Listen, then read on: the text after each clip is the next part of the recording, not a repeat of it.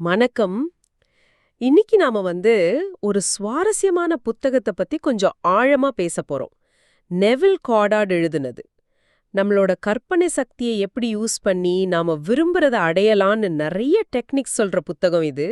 இதுக்கு பேர் 25 Neville காடார்ட் techniques.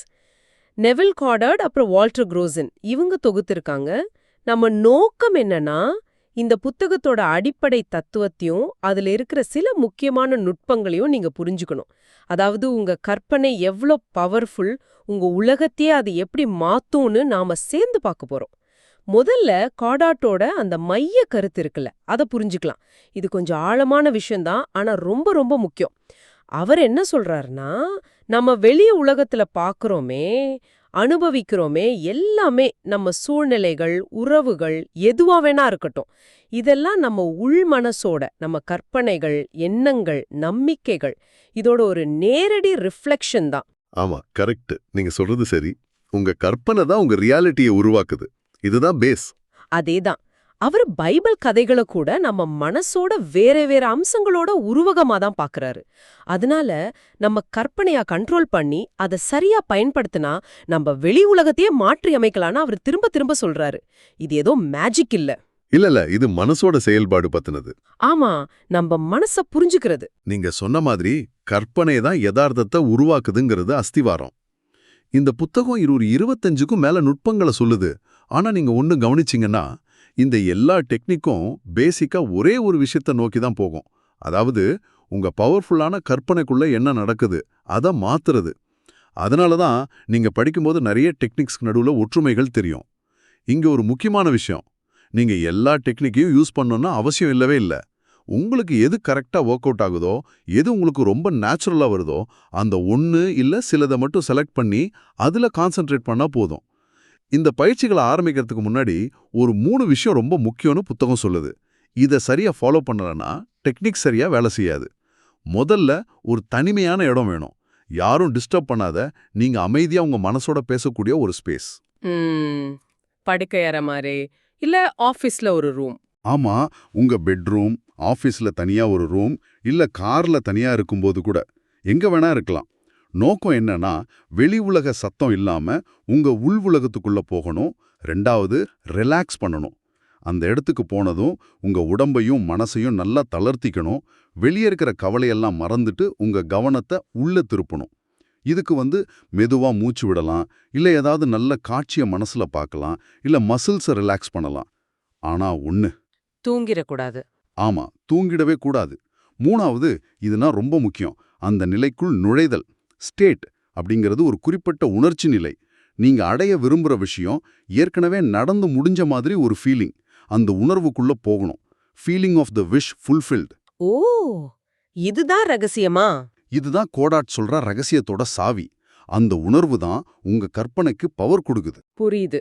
இந்த 3ம் தனிமை, ரிலாக்ஸ் பண்றது, அப்புறம் அந்த நிறைவேறின உணர்வு, இது ரொம்ப முக்கியம் தெரியுது. இது இல்லாம நுட்பங்கள் மட்டும் தனியா வேலை செய்யாது. சரி, இந்த அடிப்படையோட புக்ல இருக்கிற சில முக்கியமான டெக்னிக்ஸ பத்தி கொஞ்சம் டீப்பா பார்க்கலாமா? எல்லாத்தையும் பார்க்க நேரம் இருக்காது, ஆனா மெயினான சிலத பார்க்கலாம். முதலாவதா, நுட்பம் #1, கற்பனை செயல்களை உண்மைகளாக நம்புதல். இமேஜினல் ஆக்ட்ஸ் ஆர் ஃபேக்ட்ஸ். தலைப்பே சொல்லுதே. ஆமா, இது கோடார்ட்டோட தத்துவத்தோட நேரடி அப்ளிகேஷன். நீங்க எதை உங்க கற்பனையில உருவாக்கி அது நிஜம்னு முழுசா உணர்றீங்களோ, அது உங்க வெளி உலகத்துல உண்மையா வெளிப்படும். இதுதான் கான்செப்ட். இதை எப்படி யூஸ் பண்றது? ஒரு உதாரணம் சொல்லுங்களேன். சொல்லப்போனா, உங்க ஃப்ரெண்ட் ஒருத்தர் வேலை தேடிட்டு இருக்காருன்னு வைங்க. அவருக்கு நீங்க ஹெல்ப் பண்ணணும்னா, அவர் ஏற்கனவே நல்ல வேலையோட சந்தோஷமா இருக்கிற மாதிரி உங்க கற்பனையில பார்க்கணும். சும்மா ஒரு படமா இல்லாம, அவர் அந்த வேலையை பத்தி உங்ககிட்ட சொல்ற மாதிரி, நீங்க அவரை வாழ்த்துற மாதிரி ஒரு கான்வர்சேஷனா மனசுக்குள்ள நடத்தணும். அவர் முகத்துல தெரியுற சந்தோஷம், அவர் வாய்ஸ்ல இருக்கிற உற்சாகம், அதை நீங்க ஃபீல் பண்ணணும். நீங்க எந்த அளவுக்கு அந்த கற்பனை சீனோட உண்மைத்தன்மையில நம்பிக்கை வைக்கிறீங்களோ, அந்த அளவுக்கு அது நிஜமாகறதுக்கு சான்ஸ் அதிகம். யதார்த்தத்தையே உருவாக்குற ஒரு செயல். ஆமா, யதார்த்தத்தையே உருவாக்குற ஒரு செயல்னு கோடார்ட் சொல்றார். அப்போ அந்த கற்பனை ஒரு பகல் கனவு மாதிரி இல்லாம அது ஒரு நிஜம்ங்கிற ஃபீலிங்கோட செய்யணும். அதான் முக்கியம். சரி, அடுத்ததா நுட்பம் #3, மனநிலையை பிடித்தல். கேட்ச் த மூட் பத்தி பேசலாமா? இது எப்படி முதல்ல சொல்லதுல இருந்து வித்தியாசமா இருக்கு? நல்ல கேள்வி. கற்பனை செயல்கள் ஒரு குறிப்பிட்ட ஈவெண்ட்டை ஃபோக்கஸ் பண்ணுது. ஆனா மனநிலையை பிடித்தல்ங்கிறது ஒரு ஜெனரலான உணர்வு நிலையில, அதாவது ஒரு ஸ்டேட்ல தொடர்ந்து இருக்கிறது பத்தினது. கோடாட் சொல்றார், நம்ம கிட்ட பல மனநிலைகள் இருக்கு, ஸ்டேட்ஸ். சந்தோஷம், தூக்கம், வெற்றி, தோல்வி, ஆரோக்கியம், நோய், இப்படி. நீங்க எந்த நிலையில வாழ விரும்புறீங்களோ அந்த மனநிலைய உணர்வுபூர்வமா செலக்ட் பண்ணி அதிலேயே நீங்க தொடர்ந்து வாழ பழகணும். நீங்க ரொம்ப சேஃபா கம்ஃபர்டபுளா இருக்கணும்னு நினைக்கிறீங்கன்னு வச்சுக்கோங்க. அப்போ அந்த பாதுகாப்பு உணர்வை, அந்த வசதியான மனநிலைய நீங்க கான்ஷியஸா உருவாக்கிக்கணும். அப்புறம் அந்த மனநிலையில இருந்துகிட்டே இந்த உலகத்தை பார்க்கணும், செயல்படணும். இதை திரும்ப திரும்ப செய்யும் போது அது உங்க நேச்சுரல் ஸ்டேட்டா மாறிடும். கோடாட் சொல்ற ஒரு முக்கியமான பாயிண்ட், சூழ்நிலையால மனநிலை வர்றதை விட நம்ம மனநிலையால தான் சூழ்நிலையே உருவாகுது. ஓ, இது இன்ட்ரெஸ்டிங்கா இருக்கு. ஆமா. அதனால நீங்க ஒரு ஆடியன்ஸா இல்லாம உங்க கற்பனையில ஒரு பார்ட்டிசிபெண்டா இருந்து அந்த விரும்பிய மனநிலையை உருவாக்கி அதுல வாழணும். உங்களுக்குள்ள ஒரு திருப்தி, ஒரு நிம்மதி வர்ற வரைக்கும் அந்த கண்டினியூ பண்ணணும். அதாவது வெளியுலகம் மாறட்டும்னு வெயிட் பண்ணாம நமக்குள்ளேயே அந்த மாற்றத்தை, அந்த மூட உருவாக்கிக்கிறது. இதுக்கு நல்ல உதாரணம் நுட்பம் #5 வாழ்த்துக்கள் இருக்குமே, இலக்கு அடைஞ்சதுக்கு அப்புறம் நடக்கிற மாதிரி. நிச்சயமா. வாழ்த்துக்கள் டெக்னிக் அந்த நிறைவேறின உணர்வை இன்னும் ஸ்ட்ராங் ஆக்க ஹெல்ப் பண்ணும். இதுல நீங்க என்ன செய்யணும்னா, உங்க கோல் அச்சீவ் ஆயிடுச்சு, அதனால உங்க ஃப்ரெண்ட்ஸ், ரிலேட்டிவ்ஸ் எல்லாம் உங்களை மனசார வாழ்த்துறாங்கன்னு இமேஜின் பண்ணணும். அவங்க சொல்ற வாழ்த்து வார்த்தைகளை உங்க காதால கேட்கணும். அவங்க ஷேக் ஹேண்ட் பண்றதையோ தட்டி கொடுக்கறதையோ நீங்க உணரணும். முக்கியமா நீங்க அந்த சீன்ல ஒரு ஆக்டிவ் பார்ட்டா இருந்து அந்த வாழ்த்தை இயல்பா சந்தோஷமா ஏத்துக்கணும். இதோட பவர் எங்க இருக்கு? தோஷம், பெருமை, திருப்தி, அந்த ஃபீலிங்கை கேட்ச் பண்றதுல தான். அந்த ஃபீலிங் தான் உங்க சப்கான்ஷியஸ்க்கு இது நடந்துருச்சுன்னு மெசேஜ் அனுப்புது. இதோட ரிலேட்டடான இன்னொரு டெக்னிக் கூட இருக்கு, ஒட்டு கேட்டல் 10 ஈவ்ஸ்ட்ராப்பிங். ஓ, அது என்ன? அதுல நீங்க இல்லாம உங்க ஃப்ரெண்ட்ஸ் உங்களை பத்தி, உங்க சக்சஸ் பத்தி பெருமையா பேசுறாங்க, இல்லனா கொஞ்சம் பொறாமையா கூட பேசுறாங்க. அதை நீங்க மறைஞ்சிருந்து கேட்கிற மாதிரி கற்பனை செய்யணும். அப்படியா? ஆமா, இதுவும் அந்த நான் ஜெயிச்சிட்டேங்கிற உணர்வை இன்னும் ஸ்ட்ராங் ஆக்கும். வாழ்த்து கேக்குறது, மத்தவங்க பேசுறது கேக்குறது எல்லாமே அந்த நடந்துருச்சுங்கிற உணர்வை வேற வேற ஆங்கிள் அனுபவிக்கிற மாதிரி இருக்கு. அடுத்து கோடார்டு ரொம்ப முக்கியம் சொல்றது அனுமானம், அசம்ஷன். நுட்பம் 8 அனுமானிக்க துணியுங்கள், டே டு அஸ்யூம். அத பத்தி கொஞ்சம் சொல்லுங்க. இது வெறும் நம்பிக்கை மாதிரி தானா, இல்ல வேறயா? இது வெறும் நம்பிக்கை இல்ல, அதுக்கும் ஒரு ஸ்டெப் மேல. கோடார்ட் சொல்றார், அனுமானத்துக்கு ஒரு பயங்கர சக்தி இருக்கு. நீங்க எதை அடைய நினைக்கிறீங்களோ அது ஏற்கனவே உங்ககிட்ட இருக்கு. நீங்க ஏற்கனவே அதுவா இருக்கீங்கன்னு நீங்க அஸ்யூம் பண்ணணும், அனுமானிக்கணும். அதாவது நீங்க ஆரோக்கியமா ஆகணும்னு ஆசைப்பட்டா, நான் ஆரோக்கியமா ஆக போறேன்னு நினைக்கிறத விட நான் இப்போதே ஆரோக்கியமா இருக்கேன்னு அனுமானிக்கணும். அந்த அனுமானம் நிஜம்ங்கிற உணர்வுல உங்களை நீங்க முழுசா இன்வால்வ் பண்ணிக்கணும். ஸ்டார்டிங்ல அது பொய்யா, சும்மா நடிக்கிற மாதிரி தெரியலாம். ஆனா கோடார்ட் சொல்ற ஒரு முக்கியமான line, assumptions though false, if sustained will harden into fact. ஓ, இது முக்கியமா இருக்கே. ஒரு அனுமானம் மாத்திரமே பொய்யாயே இருந்தாலும் அதை நீங்க விடாம பிடிச்சுக்கிட்டு அந்த ஃபீலிங்லே வாழ்ந்தீங்கன்னா அது கொஞ்ச காலத்துல உங்க ரியாலிட்டியா மாறிடும். இங்க முக்கியம் என்னன்னா, வெளியுலகம் என்ன வேணா சொல்லட்டும், உங்க அனுமானத்தோட உணர்வுல நீங்க ஸ்ட்ராங்கா நிக்கணும். அந்த ஐடியலோட உங்களை நீங்க ஐடென்டிஃபை பண்ணிக்கணும். அதாவது நடிக்கிற மாதிரி ஆரம்பிச்சு அதுவே நிஜமாகிற வரைக்கும் அந்த அனுமானத்துல வாழணும். இதுக்கு கொஞ்சம் மன உறுதி தேவைப்படும் போல. சரி, நிறைய பேர் கேக்குறது, ராத்திரி தூங்க போற டைம் இதெல்லாம் செய்யலாமான்னு.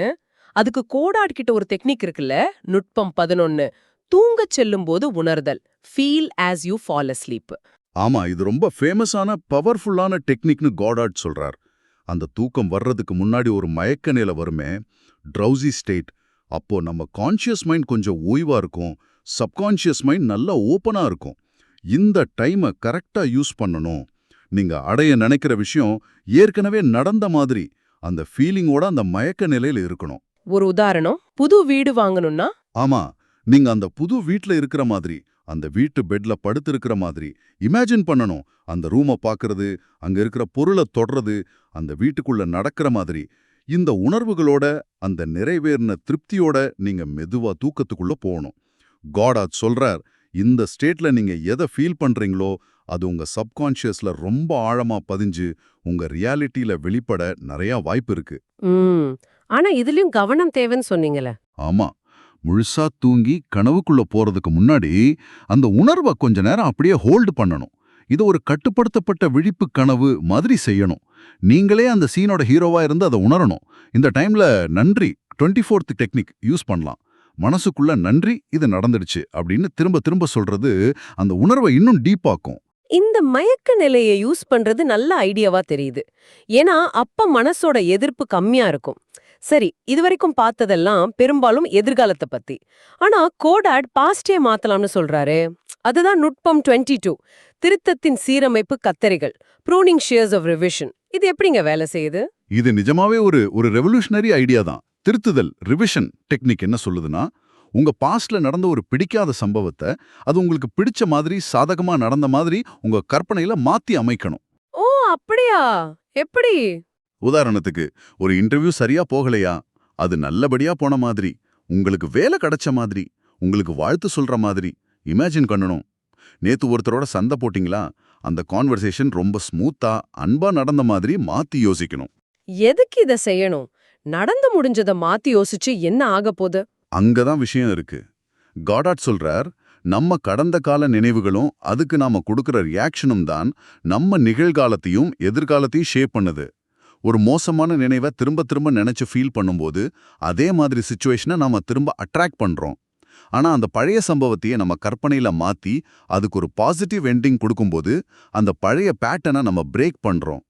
அந்த திருத்தின சீனை நீங்க எவ்வளவு ரியலா உணர்வுபூர்வமா இமேஜின் பண்றீங்களோ அந்த அளவுக்கு அதோட இம்பாக்ட் உங்க பிரசன்ட்ல தெரியும், உங்க ஃபியூச்சரையும் அது மாத்தும். இது சும்மா மறக்கிறது இல்ல, மாத்தி எழுதுறது. அடேங்கப்பா, இது ஒரு மாதிரி மென்டல் டைம் டிராவல் மாதிரி இருக்கு. பாஸ்டோட பாதிப்பை மாத்தி ஃபியூச்சரை வேற டிரெக்ஷன்ல திருப்புறது ரொம்ப பவர்ஃபுல்லான கான்செப்ட். கடைசியா நம்ம உள் பேச்சு பத்தி கோடார்டு சொல்றத கொஞ்சம் பார்க்கலாமா? நுட்பம் #7 கண்ட்ரோல் இன்னர் ஸ்பீச், அப்புறம் நுட்பம் #19 ஆர்டர் யோர் கான்வர்சேஷன்ஸ் ரைட். இது ஏன் இவ்ளோ இம்பார்ட்டன்ட்? நிச்சயமா, நம்ம நாள் பூரா நமக்குள்ளேயே பேசிக்கிட்டு இருக்கோம்ல, அந்த உள் உரையாடல்கள், இன்னர் கான்வர்சேஷன்ஸ், அதுதான் நம்ம வாழ்க்கையோட ஸ்கிரிப்டை எழுதுதுன்னு கோடாட் சொல்றார். நமக்கு தெரியாமலேயே நம்ம உள் பேச்சு நம்ம நம்பிக்கைகள், நம்ம எதிர்பார்ப்புகள் எல்லாத்தையும் வெளிப்படுத்துது. அதுக்கு ஏத்த மாதிரி தான் சூழ்நிலைகளையும் நாம அட்ராக்ட் பண்றோம். அப்போ வெளிய மாத்துறதுக்கு முன்னாடி உள்ள மாத்தணும். எழுத்த மாத்தணும்னா முதல்ல உங்க உள் பேச்சை நீங்க கவனிக்கணும், அதை கண்ட்ரோல் பண்ணணும். உங்களுக்குள்ள என்ன மாதிரி எண்ணங்கள் ஓடுது, என்ன மாதிரி கான்வர்சேஷன்ஸ் நடக்குது, அது நீங்க விரும்புற வாழ்க்கையோட மேட்ச் ஆகுதா இல்ல அதுக்கு ஆப்போசிட்டா இருக்கா? பிடிக்காத நெகட்டிவான உள்பேச்சு வந்தா அதை ஸ்டாப் பண்ணி உங்களுக்கு சாதகமான உரையாடலை கான்ஷியஸா உருவாக்கணும். உங்க கோல் அச்சீவ் ஆனதுக்கு அப்புறம் நீங்களும் மற்றவங்களும் எப்படி பேசுவீங்களோ அந்த மாதிரி கான்வர்சேஷனை மனசுக்குள்ள பேசி பார்க்கணும். உங்க உள்பேச்சை சரியா வரிசைப்படுத்துறது மூலமா உங்க வெளி உலகமும் அதுக்கேத்த மாதிரி மாறும். இதுதான் கோடாட்டோட ஆர்குமெண்ட். நம்ம பேசுனதுல இருந்து என்ன புரியுதுன்னா, நெவில் காடாட்டோட எல்லா டெக்னிக்ஸ்க்கும் அடிப்படை ஒண்ணுதான். நம்ம கற்பனை தான் நிஜமான கிரியேட்டிவ் பவர். நம்ம உள் உலகத்துல, நம்ம உணர்வுகள்ல, அனுமானங்கள்ல, மனநிலைகள்ல, உள் பேச்சுல நாம செய்யற மாற்றங்கள் தான் நம்ம வெளி உலக யதார்த்தத்தை முடிவு பண்ணுது. கற்பனை செயல்கள், மனநிலைய பிடிக்கிறது, தூக்க நிலையில உணர்றது, கடந்த காலத்தை திருத்துறது, உள் பேச்சை கட்டுப்படுத்துறதுன்னு இதுக்கு பல வழிகளா அவர் காட்டியிருக்கார். ஆமா, முக்கியமா நீங்க ஞாபகம் வச்சுக்க வேண்டியது, இந்த டெக்னிக்ஸ் எல்லாம் டூல்ஸ் தான், கருவிகள் தான். உங்களுக்கு எது செட் ஆகுதோ, எது உங்களுக்கு நேச்சுரலா வருதோ அதை யூஸ் பண்ணுங்க. சில டெக்னிக்ஸை கம்பைன் பண்ணியும் யூஸ் பண்ணலாம். எல்லாத்துக்கும் பேஸ் அந்த விருப்பம் நிறைவேறிய உணர்வு தான், feeling of the wish fulfilled. அந்த ஃபீலிங் அடையறதுக்கு உங்களுக்கு எந்த டெக்னிக் ஹெல்ப் பண்ணதோ அதுதான் உங்களுக்கான கரெக்ட் டெக்னிக். அதனால தான் கோடாராட்டோட அந்த போனஸ் டெக்னிக் ரொம்ப முக்கியம். #26 உங்களை நீங்களே சோதித்து பாருங்கள். Test your self. ஆமா ஆமா. இந்த ஐடியா எல்லாம் சும்மா தியரியா கேட்காம உங்க சொந்த லைஃப்ல சின்ன சின்ன விஷயங்களுக்கு அப்ளை பண்ணி பாருங்க. அது ஒர்க் அவுட் ஆகுதான்னு நீங்களே டெஸ்ட் பண்ணி பாருங்கன்னு அவர் சேலஞ்ச் பண்றார். அப்பதான் இதோட நிஜமான பவர் உங்களுக்கு புரியும். அருமை. நிறைவா உங்ககிட்ட ஒரு யோசனைய விட்டுட்டு போக நினைக்கிறோம். காடாட் சொல்றாரு, உணர்வு மட்டுமே யதார்த்தம் அப்படின்னு. Consciousness is the only reality. நம்ம மனநிலைகள் வெறும் சூழ்நிலையோட ரிசல்ட் மட்டும் இல்ல, அந்த சூழ்நிலைக்கான காரணமும் கூட. இதை நீங்க ஏத்துக்கிட்டீங்கன்னா உங்க வாழ்க்கையில நடக்கிற ஒவ்வொரு விஷயத்தையும் அது ஏதோ வெளியிருந்து உங்களுக்கு நடக்குது அப்படின்னு மட்டும் பார்க்காம அது நீங்க கான்ஷியஸாவோ இல்ல தெரியாமலோ உங்க மனசுக்குள்ள வச்சிருந்த ஏதோ ஒரு ஃபீலிங், அசம்ஷன் இல்ல உள் பேச்சோட ரிஃப்ளெக்ஷன்னு பார்க்க ஆரம்பிச்சா எப்படி இருக்கும்? அப்படி பார்க்க ஆரம்பிச்சா உங்க கண்ட்ரோல்ல எவ்ளோ பவர் இருக்குன்னு உங்களுக்கு புரிய ஆரம்பிக்கலாம். இது நீங்க யோசிச்சு பார்க்க வேண்டிய ஒரு விஷயம். நெவில் காடாட்டோட இந்த சக்தி வாய்ந்த கற்பனை நுட்பங்கள் பத்தின நம்ம அலசல்ல எங்க கூட இணைஞ்சிருந்ததுக்கு ரொம்ப நன்றி. மீண்டும் சந்திப்போம்.